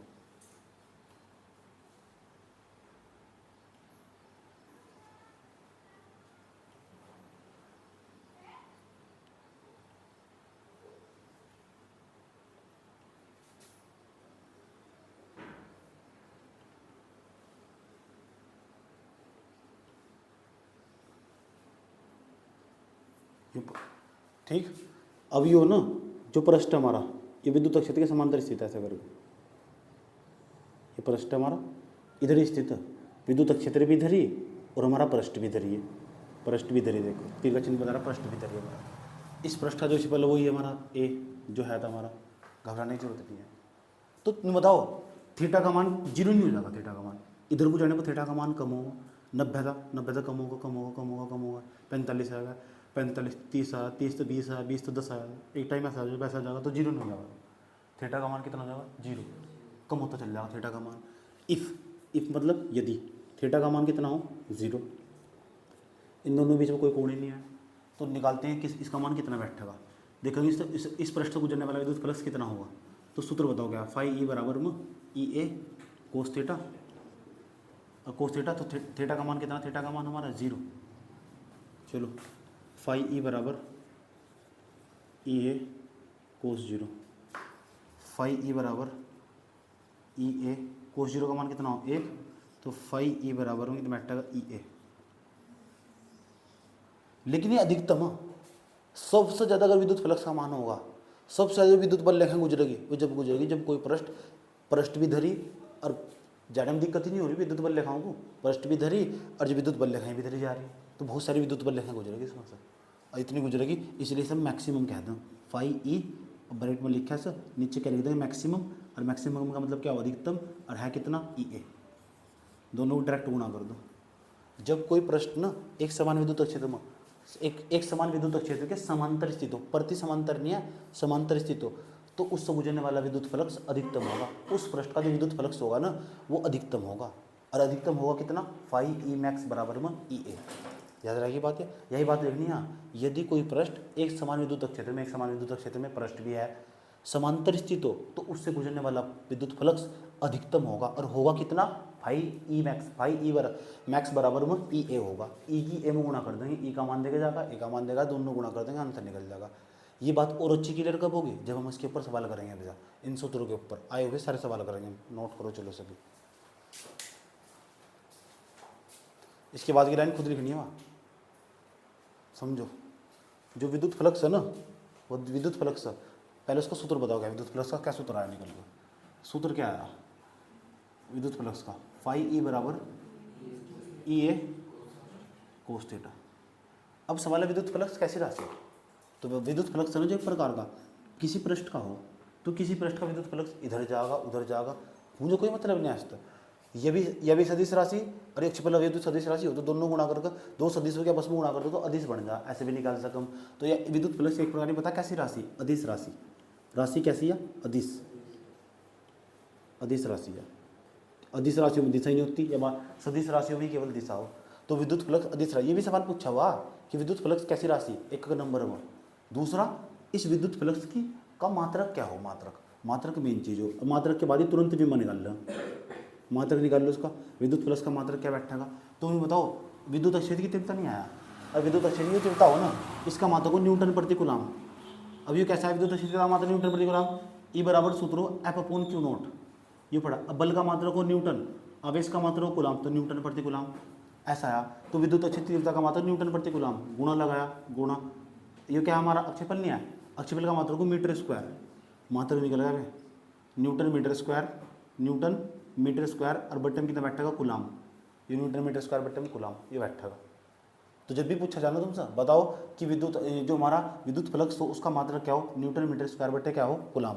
ये तो एक मात्रक होगा, एक और मात्रक बताने जा रहा हूँ मैं, ये ऐसे मात्रक ही पूछ रहे पेपर में, आगे बताऊंगा सूत्र में। ये विद्युत फ्लक्स का ये मात्रक आया निकलेगा कहाँ तक, बहुत इंपॉर्टेंट है, पेपर में यूँ नहीं मिलता।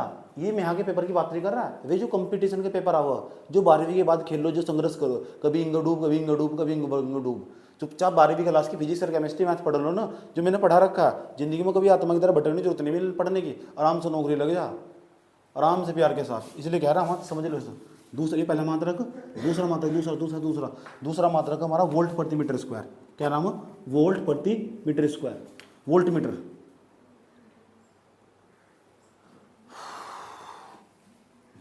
वोल्ट मीटर ये मात्रक। अभी सोचते हो कहाँ से आया, बात करेंगे इसकी। एक सूत्र जब निकल आएगा वहाँ पता लगा ये मात्रक आया, जिसके पीछे वोल्ट मीटर लिख के दिख गया ना, वो भी फाई ई का मान होगा।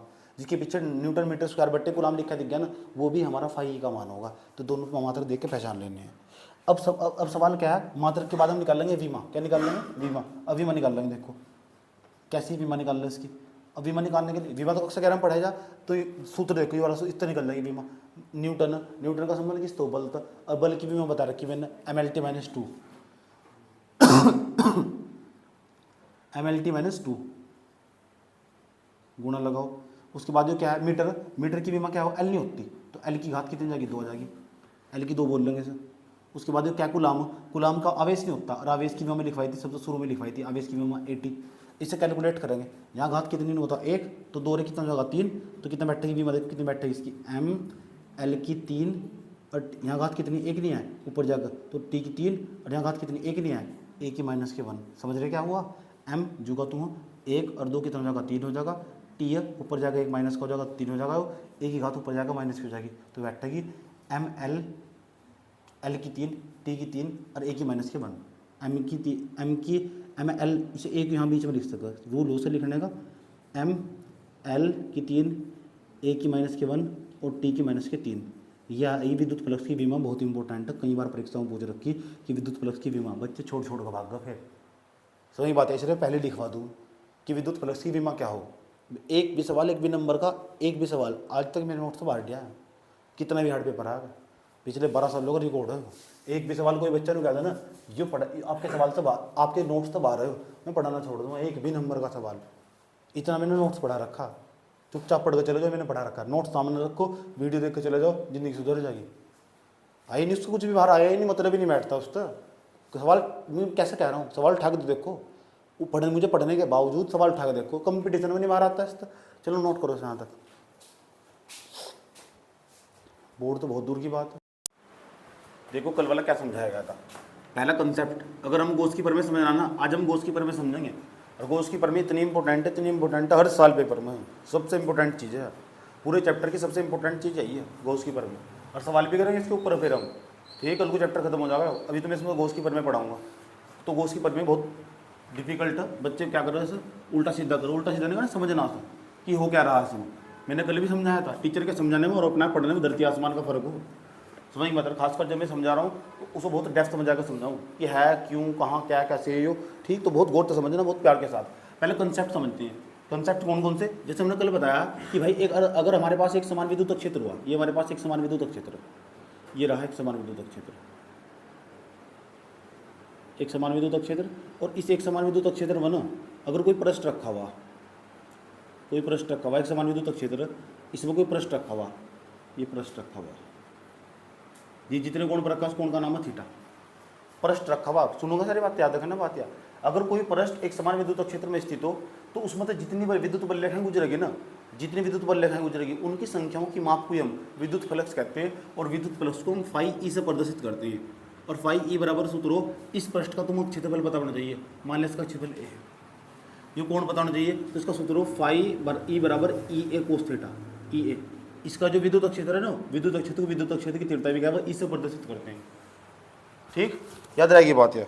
तो उसके बाद ई ए कोस थीटा ये सूत्र हो, याद होना चाहिए। भी मैं पूछूंगा, बताओ किसी पृष्ठ से जो होगा गुजरने वाला विद्युत फ्लक्स हो उसका सूत्र क्या हो, जिस सूत्र हो फाई ई बराबर ई ए कोस थीटा। क्योंकि कल मैंने सूत्र सीधे करवाया और बहुत डिटेल से पढ़ाया, तो अभी तो तुम्हें इतनी याद रखनी कि जब मैं पूछूंगा बताओ कि अगर किसी पृष्ठ से होकर गुजरने वाला विद्युत फ्लक्स हो उसका क्या सूत्र हो, तो आप बताओगे गुरुजी हो फाई ई बराबर ई ए कोस थीटा। इतना तो बता दोगे। इतना बताने के बावजूद अब दूसरे पॉइंट पर जाओ, पूछ लो क्या है भाई, क्या है फाई ई बराबर क्या है, फ्लक्स क्या हो, ई बराबर फाई ई बराबर ई ए कोस थीटा। याद रही है बात, ठीक। अगला पॉइंट, एक इंपॉर्टेंट बात, अगर यहाँ कोई बिंदु हो और बिंदु ओ हो और इस पर प्लस क्यों आवेश स्थित है, बहुत आराम से समझना, बहुत गौर से समझना। एक बिंदु हो, एक बिंदु ओ पर प्लस क्यों आवेश स्थित है, और मुझे इस आर दूरी पर, ए यहाँ से लेकर यहाँ तक की दूरी आर, इस आर दूरी पर और उस वाले बिंदु पर, बिंदु पी पर मुझे विद्युत क्षेत्र की तीव्रता निकालनी है। देखो मैं क्या ही निकालना कह रहा हूँ, इस आवेश के कारण, इस आवेश के कारण, मेरी बात बोलो, देखो बोल कर देखो, इस आवेश के कारण कितनी दूरी पर, आर दूरी पर, इस बिंदु पी पर अगर विद्युत क्षेत्र की तीव्रता निकालनी तो उसका सूत्र मैंने पहले पढ़ा रखा तुम, तो बताओ क्या सूत्र हो, ई बराबर सूत्र हो 1/4 pi epsilon not into Q, जो आवेश होगा उसको ऊपर कर देंगे, बटे में जितनी दूरी पर निकालनी ना विद्युत क्षेत्र की तीव्रता, नीचे उसका स्क्वायर कर देंगे। यू विद्युत क्षेत्र की तीव्रता का सूत्र, एक बिंदु आवेश के कारण, पिछली क्लास में सब पढ़ा रखा, सब रिकॉर्ड है यूट्यूब पर, समझ में ऐसे ही पढ़ा रखा है बिल्कुल। तो इसे तो ये बात बताओ समझ में नहीं आई, इतनी चीज़ की जगह हम ई लिख देंगे, नहीं लिख देंगे इतनी चीज़, और ई की जगह यू भी लिख देंगे, अगर कहीं भी फंस गया। कंसेप्ट है, गॉस की प्रमेय नहीं पढ़ा रहा हूँ अभी गॉस की प्रमेय पढ़ाने में सारी बातें यूज होगी, तो जो गॉस की प्रमेय पहले यूज होगा पहले बता दूँ, वो पहले ही दिक्कत नहीं खड़ी होती। फिर तीसरा कंसेप्ट देखो क्या है, अब जरा यहाँ देखो, अगर जहाँ भी लिखा हुआ ना डी ए और कोस थीटा लिखा हुआ, डी ए कोस थीटा और अपोन में लिखा हुआ आर स्क्वायर, 11th क्लास में इसका सूत्र हो डी ओमेगा, जो डी ओमेगा डब्लू ना उसी गुंडी से मोड़ दो, उसका नाम है डी ओमेगा। तो जहाँ d A cos theta upon r square दिख जा, उसकी जगह हम डी ओमेगा लिख सकते हैं, याद रहेगी बात या? तो इतनी चीज़ की जगह हम डी ओमेगा लिख सकते, नाम तो नहीं बोलने का डब्लू से का, ठीक। चौथा कंसेप्ट, जरा एक बात बताओ मुझे, जो गोला हो, गोला अगर हमारे पास कोई गोला हो, ये हमारे पास गोला पूरा का पूरा, और इसकी त्रिज्या यहाँ से लेके यहाँ तक की है आर, कितनी है आर, तुम बताओ जो गोला हो उसका पृष्ठ क्षेत्रफल का क्या सूत्र हो, बता दो, आज मान दूंगा तुम्हें, एक जो गोला हो उसके पृष्ठफल का क्या सूत्र हो, कक्षा 10 में पढ़ाया था मैंने तुम्हें कि गोले का पृष्ठ क्षेत्रफल, बताओ फिजिक्स पढ़ते, बताओ पता किसी को गोले के पृष्ठ क्षेत्रफल का क्या सूत्र हो, ये तो कक्षा 9-10 के बच्चों को बताओ। हाँ 4 पाई आर स्क्वायर उसका सूत्र, 4 पाई आर स्क्वायर ये सूत्र हो उसका। चल तेरे अंदर मरा हुआ इंसान जिंदा तो है कम से कम, कितने कंसेप्ट हो गए, 4 कंसेप्ट हो गए, 4 के बाद 5वां कंसेप्ट, और 5वां कंसेप्ट को थोड़ा तमीज से समझना। हमारे पास जो गोला आना हो, ठीक, गोले तो थोड़ा बाहर निकल जाओ, थोड़ा समाकलन की बात कर लो। जब समाकलन, ये समाकलन का चिन्ह, अगर समाकलन में कोई चीज़ ऐसे लिखी ना डी एक्स, तो उसका सूत्र आंसर आ जाए उसका एक्स, ये बात मैंने कल भी बताई थी तुम्हें। अगर समाकलन में कोई चीज़ ऐसे लिखी हुई ना डी ए, तो उसका आंसर क्या आ जाएगा ए, जो डी के सामने वो आंसर आ जा। अगर लिखा था ना डी पी, तो आंसर क्या लिया है था पी, यानी इतनी चीज़ की जगह हम एक्स लिख सकते, इतनी चीज़ की जगह हम ए लिख सकते। ये बात बताओ समझ में नहीं आई, कोई दिक्कत है क्या तक? चलो चलो चलो चलो चलो चलो आ जाओ, टोपी आ जाओ, टोपी। ये कंसेप्ट समझ में आ गए, ये सारे कंसेप्ट अब वहाँ यूज होंगे। अब मैं समझाने जा रहा हूँ गॉस की प्रमेय क्या है, रटना नहीं पढ़ने का बिल्कुल भी। फिर गॉस की पेपर में कैसे सवाल आएगा, गॉस की प्रमेय क्या है इसे सिद्ध कीजिए, कई बार सवाल। गॉस की प्रमेय क्या है, इसकी सहायता से कूलाम के नियम का सत्यापन कीजिए, बच्चे फेल। गॉस की प्रमेय क्या है इसे सिद्ध कीजिए, एक सवाल ही हो रहा। गॉस की प्रमेय क्या है, इसकी सहायता से कूलाम के नियम का सत्यापन कीजिए, बच्चे फेल। गॉस की प्रमेय क्या है इसे सिद्ध कीजिए, सब कर दो। गॉस की प्रमेय क्या है इसे सिद्ध कीजिए, इसकी सहायता से कूलाम के नियम का सत्यापन कीजिए, बच्चे फेल। तड़फोगे तुम, तड़फने में सारे सवाल कराऊंगा मैंने, बता दो कॉपी के बाहर कुछ नहीं है, लास्ट तो कॉपी भाई, बहुत कंटेंट कॉपी के अंदर। तो हम हेडिंग बनाएंगे बेटा गॉस की प्रमेय, किसकी प्रमेय, गॉस की प्रमेय। तो पहले समझ लो फिर लिख लेना भी, क्योंकि मैं इस तरह बताऊंगा कि तुम खुद ही लिख सको गॉस की प्रमेय। अच्छा, गॉस की प्रमेय जो दी गई थी ना, वह कार्ल फ्रेडरिक रिच गाउस ने दी थी, पूरा नाम लिखना। जब जब गॉस की प्रमेय हेडिंग बनाएंगे उसके अंदर वैज्ञानिक का नाम भी लिखोगे, सन भी लिखोगे, तो कॉपी चेक करने वाले पे सकारात्मक प्रभाव पड़े और नंबर ज़्यादा देगा। इसलिए हमारे बच्चों को नंबर ज़्यादा मिला, इसलिए वो कंटेंट सारा लिखना पड़ा जो कॉपी के अंदर मौजूद है। तो सन 1785, इसकी डेट फिक्स नहीं बताऊँ, 1785 से लेकर 1885 के बीच, इसके बीच में कहीं खोज हुई इसकी। सन 1785 से लेकर 1885 के बीच इसकी खोज हुई गॉस की प्रमेय की। क्या बताया था उसने, 1785 से लेकर 1885 इसके मध्य ईस्वी में जिस वैज्ञानिक ने इसकी खोज करी गॉस की प्रमेय की, कार्ल फ्रेडरिक रिच गाउस नाम है उसका, नहीं, कार्ल फ्रेडरिक रिच, यही पूरा नाम उसका, रिच गाउस। इसे हम गॉस ही कहता है आजकल, कुछ किताबें गॉस कहवा, कुछ किताबें गाउस कहवा। गॉस वैसे इंग्लिश का शब्द, हिंदी का वर्ड है गाउस, समझ में आया बात। तो गाउस और गॉस एक ही मतलब हो, कुछ किताबों में लिखा हो ना गाउस की प्रमेय सिद्ध कीजिए, तो कंफ्यूज नहीं हो ना, तो गाउस और गॉस एक ही मतलब हो, समझ में आया बात है। पेपर में कभी कभी गाउस के नाम से भी आया हुआ सवाल, क्या है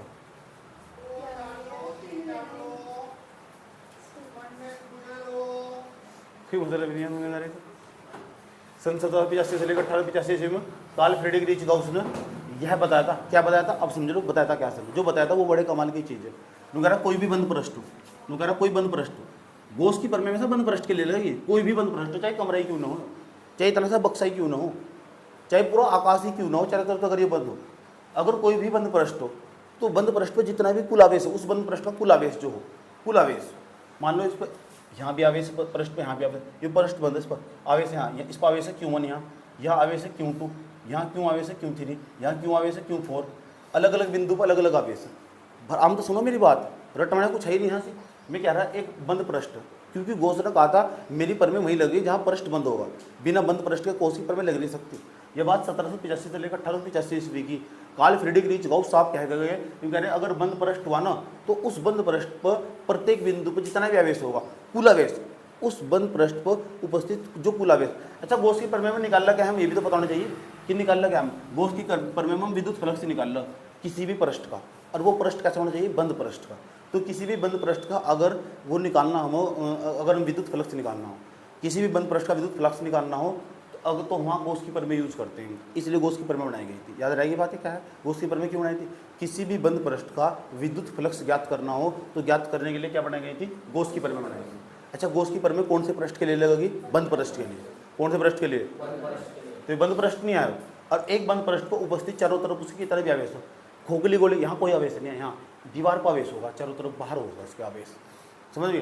तो इसके पृष्ठ के ना बाहर आवेश होगा, और इस पृष्ठ के बाहर जितना भी आवेश होगा सबको जोड़ लेंगे। उस आवेश को हम पता क्या कहेंगे, क्यों, और सापेक्ष में उसके लिख देंगे नेट।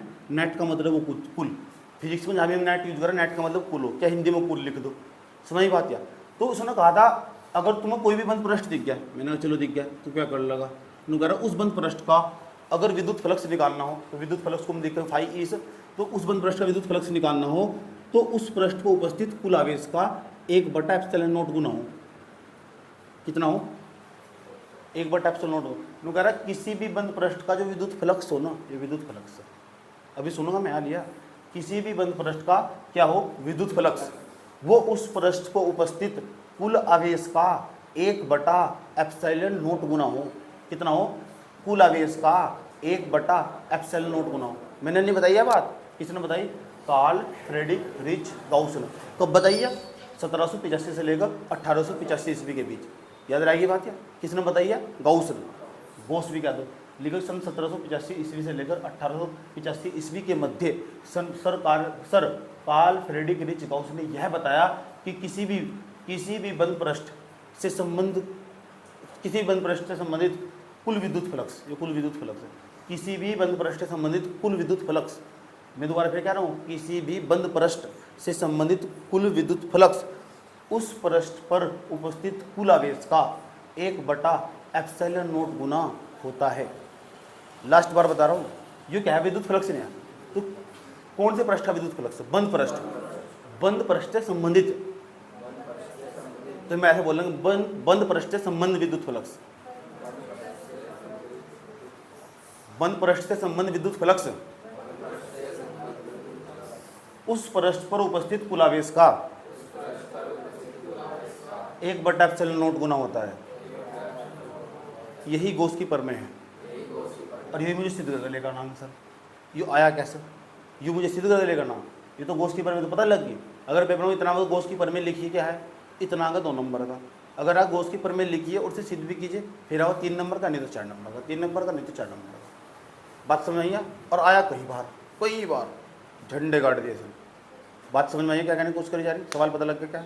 अभी पहले ना बता भाई गोस की परमें कौन से पृष्ठ के लिए लगेगी, अब बताओ गोस की परमें किससे कहते हैं, पूरी थ्योरी बता जो मैंने बताई थी। बोल किसी बंद पृष्ठ से संबंधित कुल विद्युत फ्लक्स उस बंद पृष्ठ पर उपस्थित कुल आवेश के 1/ε0 गुना होता है। बताओ भाई, किसी बंद पृष्ठ से संबंधित कुल विद्युत फ्लक्स उस पर उपस्थित कुल आवेश के 1/ε0 गुना होता है। देख लिख कर याद करवा देना भाई, यहाँ भी घर नहीं याद कर, बता क्या है,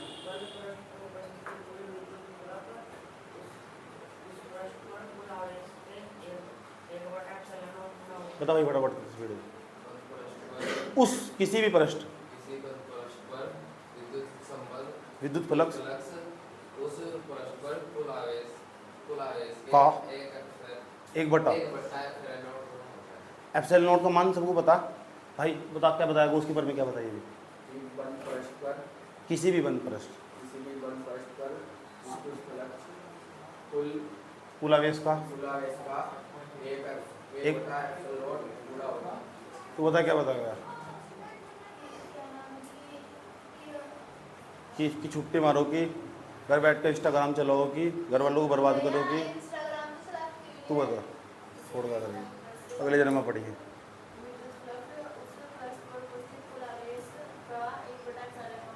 वह थ्योरी देने भी नहीं बताई, शुरू से बताना था, शुरू से लिखना था। सन 1785 से लेकर 1885 ईस्वी के मध्य sir Carl Friedrich Gauss ने यह बताया कि किसी भी बंद पृष्ठ से संबंधित कुल आवेश, बंद पृष्ठ से संबंधित विद्युत फ्लक्स उस पर उपस्थित कुल आवेश का 1/ε0 गुना होता है। ऐसी परिभाषा चाहिए मुझे। चले बता।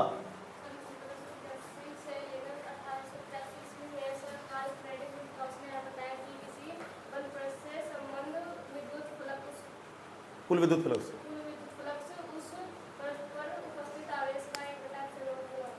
ये चित्र बनाकर ना और मुझे यहाँ गोस की पर में लिख कर दिखाओ। ये सारा कंसेप्ट उतारना पहले, फिर ये हेडिंग बनानी, और जो तुमने थ्योरी मुझे सुनाई ना भी वो यहाँ लिख कर दिखानी। अब ये सूत्र लिख देना, ब्राइटन बंद कर दो। इसके बाद में गोस की पर में सिद्ध करवाऊंगा। जल्दी उतारो, फास्ट करो बस।